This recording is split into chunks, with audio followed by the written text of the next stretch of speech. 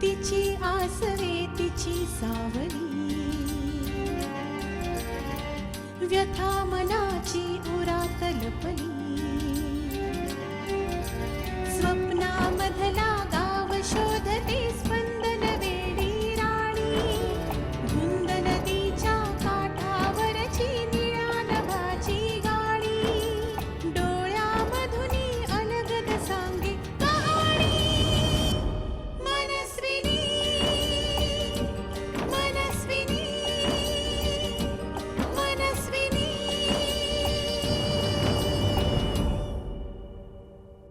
अगं बघ ना, म्हणजे वीणाताईला लग्नाच्या अगोदर नितीनचं खरं स्वरूप सांगायचं आपण ठरवलं होतं, ते तसंच घडलं. पण पुढे काय करायचं मलाही काहीच सुचत नाहीये का सीमा. पण नितीन काय करेल असं वाटतंय तुला? नितीन काहीच करू शकत नाही, कारण ताईने त्याला लग्नासाठी स्पष्ट नकार दिला. अनु, सीमा, तुम्ही सरळ पोलीस स्टेशनला जा आणि नितीन आणि सयाजी विरुद्ध पोलिसात तक्रार नोंदवा आणि त्यांनी तुम्हाला किडनॅप केलेलं वगैरे सांगा. सयाजीला लवकरात लवकर तुरुंगात पाठवण्याचा तुमचा विचार आहे. Am I right? हो, पण मला अजून त्याच्या विरोधात तेवढे पुरावे मिळत नाहीयेत. आहेत, माझ्याकडे पुरावे आहेत.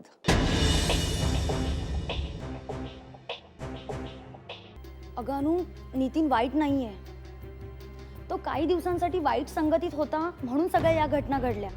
अच्छा, म्हणजे तुला असं म्हणायचंय की निशाप्रमाणे नितीनबद्दलही असं काही घडू शकतं? का नाही? आपण आज पोलीस स्टेशनला जात नाही, उद्या जातो.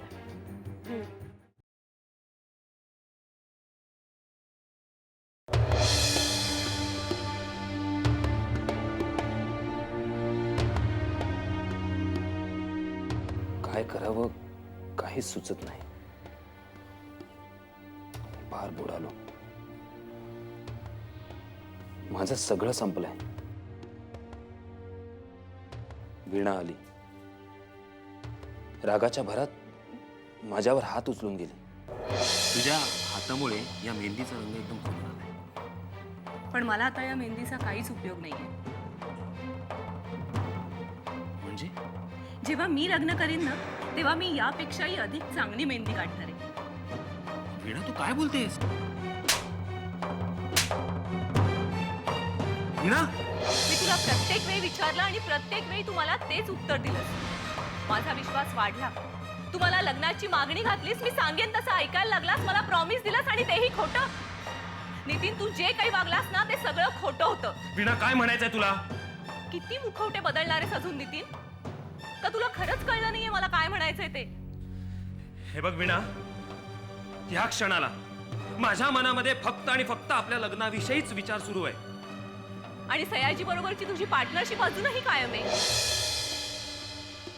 तिचे बाबाही 4 मित्र सोबत घेऊन आले आणि त्यांनी मला अगदी खडसावून सांगितलं, हे कसले आले पैसे वाटले? त्यांचे बंगले आणि गाड्या यांच्यावर जाऊ नका तुम्ही. त्यांच्या पैशांनी ते सगळं काही विकत घेतील, पण माझ्या मुलीचा गमावलेला विश्वास ते कधीही विकत घेऊ शकणार नाहीत. हे खरे गरीब आहेत. अहो, तुम्ही शिक्षा भोगायला तयार व्हाल हो, पण या वयात तुम्ही आम्हाला ही शिक्षा का दिली? तुमच्या मुलांची खेळायची स्वप्न आम्ही पाहिली आणि त्याबद्दल तुम्ही आम्हाला काय दिलं? फक्त अश्रू. नितीनराव, आता माफी नाही. आणि माफी कशासाठी? त्याचा फायदा काय हो? मी अजून पण लग्न करायला तयार आहे.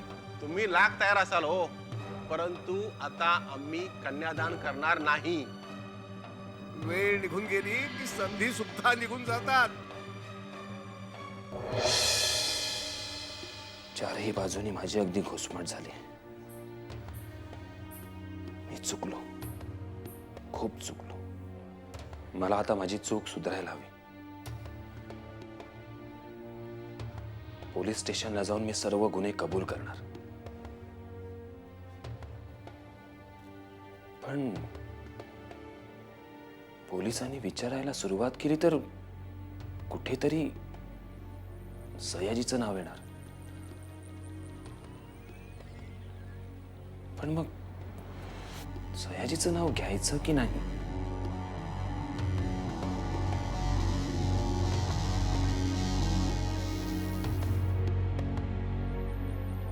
नितीन,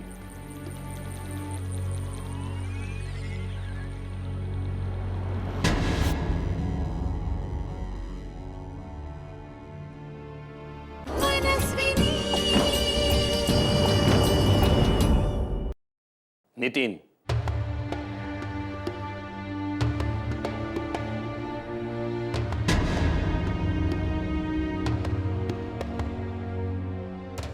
तू हे काय करतोयस? काय करायला म्हणजे? तू पोलिसांना स्वाधीन जाणार? मला भावच लागेल, नाहीतर माझं अंतर्मन मला जगू देणार नाही. तू एका मुलीला घाबरतोयस. नाही, तू कितीही नाही बोलण्याचा प्रयत्न केला तरी मला कळतंय ते. माझं तिच्यावर प्रेम. प्रेम? अरे पण तिचं तुझ्यावर कुठे आहे? हो आहे. तिचं तुझ्यावर प्रेम असतं ना तर तुझ्या बिझनेसमध्ये तिने अडचणी आणल्याच नसत्या. मी चुकीचं वागतोय म्हणून ती माझ्यावर राग करते. वाईट माणसाच्या संगतीने मी जाऊ नये असा हट्ट तिने नेहमी केला. हेच तर खरं प्रेम आहे. आणि मग अक्षय, अरे त्याचा तर तू सूड घेणार होतास. अक्षयने वेळोवेळी माझा अपमान केला. मग त्याचा बदला घेणार नाहीस तू? नाही, तू भित्रा आहेस. मी भित्रा नाहीये. मग अक्षयने कधीही माझ्याबरोबर दगाफटका केलेला नाहीये, कधीही पाठून वार केलेला नाहीये, आणि खोटं तर तो कधी बोललाच नाही. अरे वा, आजकाल तू अक्षयचे गोडवे गायला लागलायस. मला माझ्या चुकींची जाणीव झाली. ते काही असो नितीन, तू पोलिसांना सरेंडर होऊ नये. हे बघ, कुठलाही निर्णय घेण्याआधी अवतीभोवती असलेल्या गोष्टींचा विचार कर आणि मग योग्य तो निर्णय घे.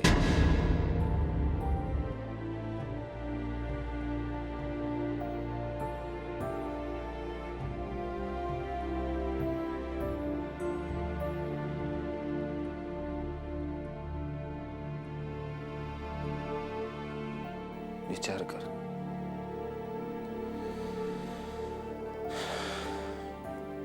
विचार करायला राहिलंय काय आता? काय राहील?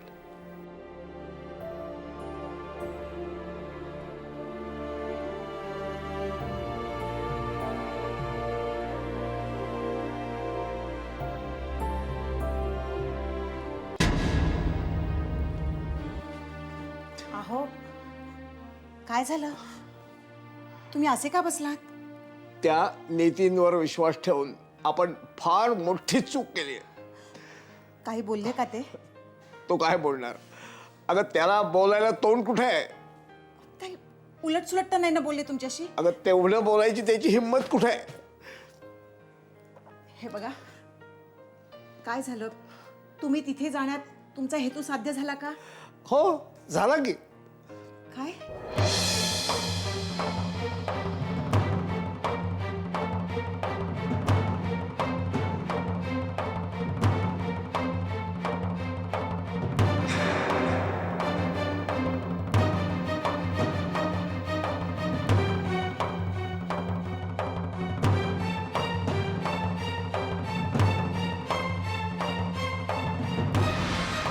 त्याला पुन्हा एक संधी हवी. एवढं सगळं करून पुन्हा संधी देणं म्हणजे असं काहीतरी करायला तो पुन्हा मोकळा. तुम्ही का असं चिडताय? अगं तसं घडलंय. काय झालं? हे बघा, तुम्ही अशी चिडचिड करू नका. अचानक तुमच्या तब्येतीला नाही झेपवणार हे तुम्हाला. अगं माझ्या तब्येतीला काहीही झालेलं नाही. तुम्ही उगीच माझ्या तब्येतीची काळजी करू नका. काय झालंय मला, हे करू नका ते करू नका असं सांगून तुम्ही मला कमकुवत करून टाकलात. मी काय म्हणतो लक्षात येत आहे ना तुझ्या? हो हो पण माझंच चुकलो, मी त्याला फार सैल सोडला.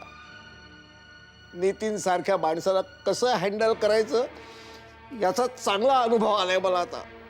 मला तर वाटतं नितीनरावांचे ग्रहमानच फिरले असतील म्हणूनच हे असं घडतं. तू काहीतरी बोलू नको ग. ग्रह वगैरे काहीही फिरत नाहीत, ते असायचे तिथेच असतात. सूर्य चंद्र रोज उगवतात. एक दिवस सूर्य चंद्र उगवले नाहीत म्हणून नितीननी वीणाच्या बाबतीत गुन्हा केला असं तर नाही घडलेलं ना. अहो माझ्या बोलण्याचा तो उद्देश नव्हता. पण ते म्हणतायत तशी त्यांना एक संधी द्यायला काय हरकत आहे? हे बघ, एखाद्या अडाणी किंवा श्रद्धाळू माणसाला संधी देणं वेगळं, पण नितीन सारख्या एज्युकेटेड माणसाने जाणून बुजून गुन्हा केलेला आहे, त्याला पुन्हा संधी नाही, त्याला शिक्षाच हवी.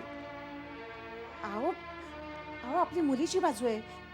आपण थोडंसं नमतं घेतलं तर काय बिघडणार आहे? हे बघ, माझा विचार पक्का ठरलाय आणि मला वाटेल तसंच वागणार आहे. हे बघा माझी काही हरकत नाहीये, पण झालं तर मग आता चर्चा कशाला हवी आहे? अहो वीणाचं हे लग्न मोडलं तर असं चांगलं स्थळ मिळणं किती अवघड होऊन बसेल. ह्याचा थोडा विचार नको का करायला? त्याचा विचार मी केलेला आहे. नितीनरावांना तुम्ही एक संधी देणार आहात? नाही, वीणासाठी मी दुसरं स्थळ शोधायला सुरुवात करणार आहे. अहो पण हे बघ, मी जे स्थळ शोधीन ते चांगलंच असेल. पर्यायानं घरची माणसं सुद्धा चांगली असतील तेव्हा स्थळ चांगलं नाही, माणसं चांगली नाहीत, ही नाटकं मी आता ऐकून घेणार नाही. पण वीणावर अशी जबरदस्ती करून कसं चालेल? कोण करताय जबरदस्ती? मुलीच्या हितासाठी बापानं एवढंही करू नये. हो पण हे बघ, माझा निर्णय झालाय आणि माझा निर्णय तुम्ही सगळ्यांनी मानावा अशी माझी अपेक्षा आहे.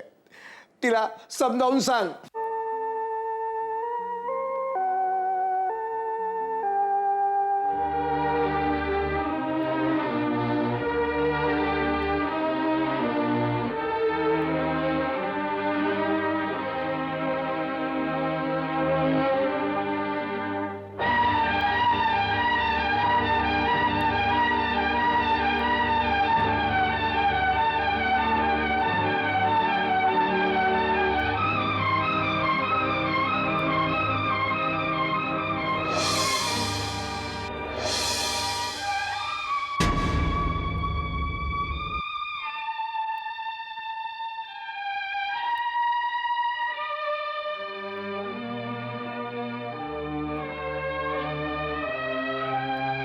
मनस्विनी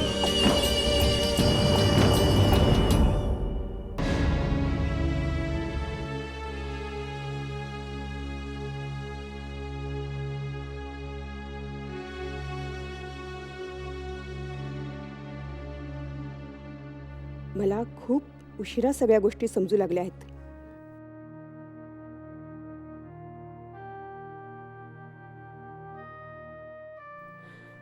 पण अजूनही वेळ गेलेली नाही.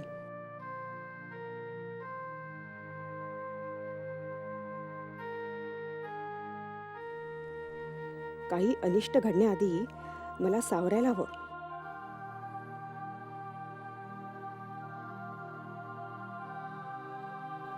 आणि आता हीच ती वेळ आहे.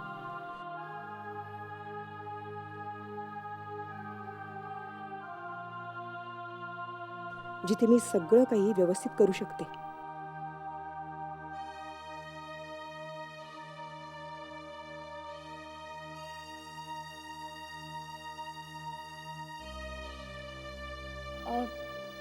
आई, तुम्ही मला बोलावलंत? अनु, ये ना, ये. काही प्रॉब्लेम झाला का? नाही म्हणजे तुम्ही मला इतकं अर्जंट फोन करून बोलावलं म्हणून विचारलं. अगं ये ना, बैस आधी, बैस.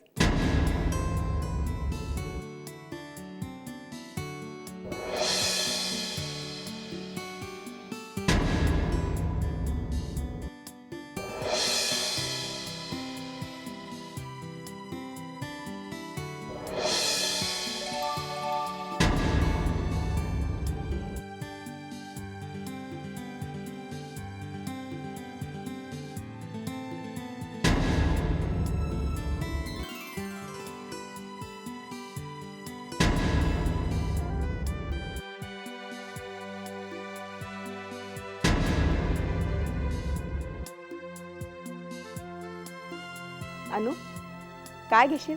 नाही, काही नको. असं कसं? घे ना काहीतरी. नाही हो, खरंच काही नको. बरं सांगा ना, काय काम होतं?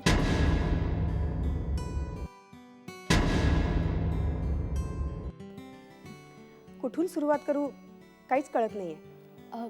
अक्षयबद्दल काही बोलायचं का? नाही. मग सयाजीबद्दल? नाही. खरं तर माझ्याबद्दलच मला थोडं बोलायचं आहे. मग ते तुम्हीच बोललेलं बरं.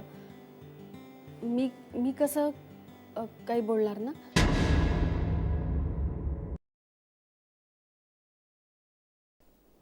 अनु मला माफ कर.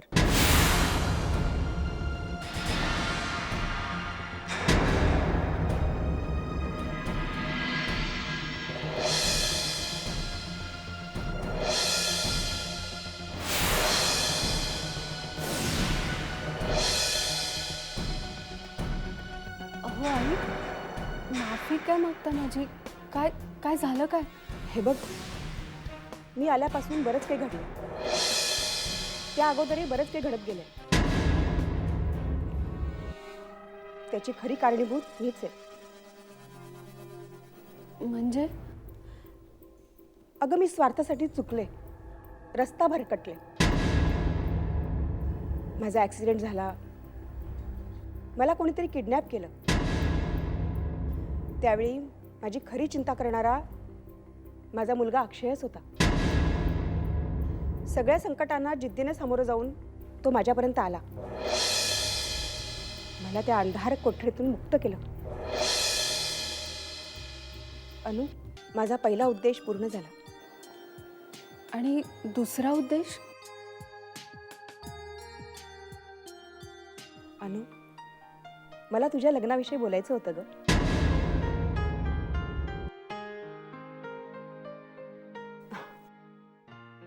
अगं, अशी लाजतेस काय? नाही, म्हणजे लग्नाबद्दल मी कसं बोलणार ना? हे बघ, त्याची काळजी तू अजिबात करू नकोस. मी आता तुझ्या घरी लवकरात लवकर येऊन सगळं काही बोलणार आहे.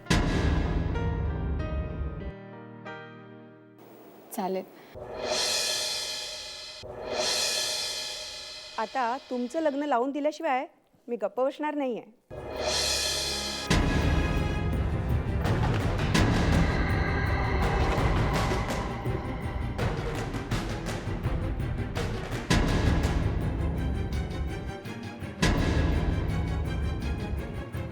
अगं, कसला विचार करतेस? तुला उशीर होतोय का? जायचंय? हो आई. ठीक आहे, निघ.